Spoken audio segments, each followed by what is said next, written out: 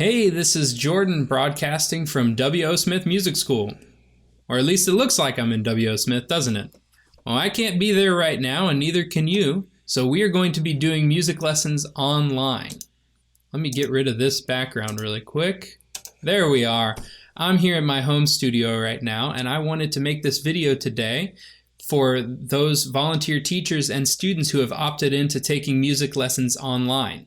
So, the goal of this video is to let you know what you should expect doing music lessons online through our Zoom video platform, and also give some helpful tips and hints on what to do in your lesson.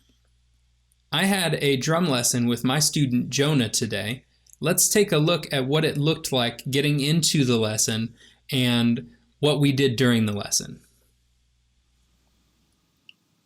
So we've clicked on the link sent to us by Miss Allison, and now we are in the lobby waiting for our breakout room.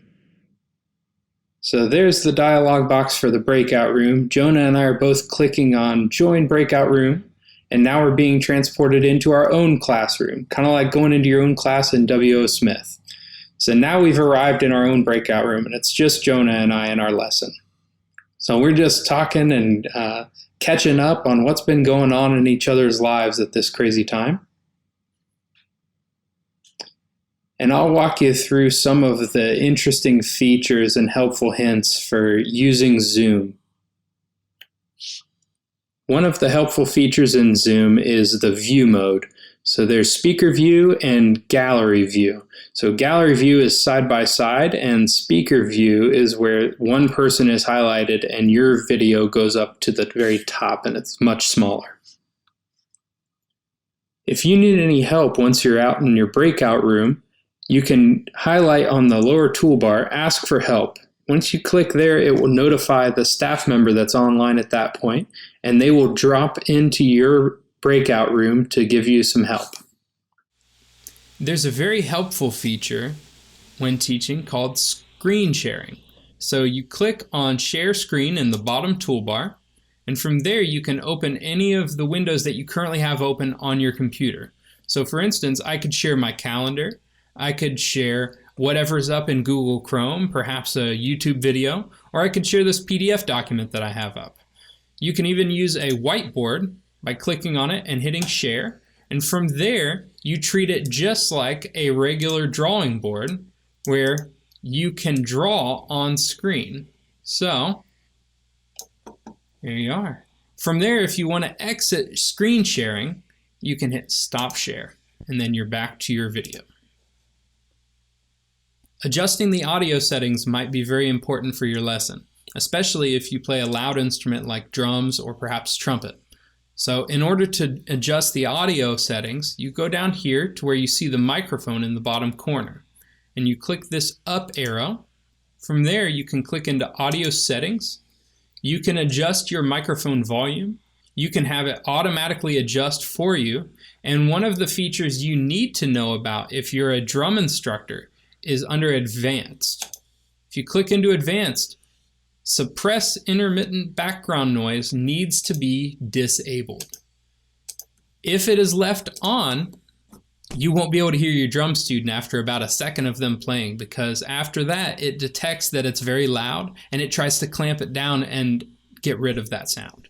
So make sure you know about that feature before you get into your lesson, and you may have to walk your student through that setting as well. So my first tip for today is camera placement. So camera placement is very important. Now you want it to include in the frame, you want it to include the face and the hands on the instrument. And that goes for the teacher and the student.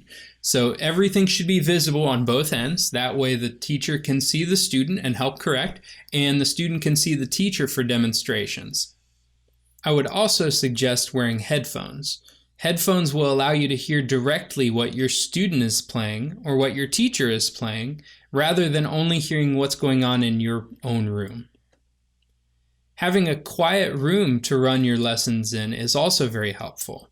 So that means separating yourself from other people in your household, and also eliminating background noise, removing things from the background. You should also plan to dress appropriately. This isn't a time to be wearing pajamas on screen. One of the things you'll notice is the delay or lag in the video between you and your student, or the student and the teacher. So it will be nearly impossible to play alongside each other as you might do in a private music studio. So in a normal situation, you may be playing something and your student's playing along, or you're accompanying them. In this situation, that's going to be less likely to accomplish. So instead, I suggest doing a demonstration and then them taking their turn. So you're alternating. If you can stand it, you can also play and have them play along, but you won't necessarily be able to hear what they're playing in real time. Another thing I would suggest is start and stop signals. Sometimes in video lessons, the other person can start playing and they won't be able to hear you over what they're playing, or vice versa.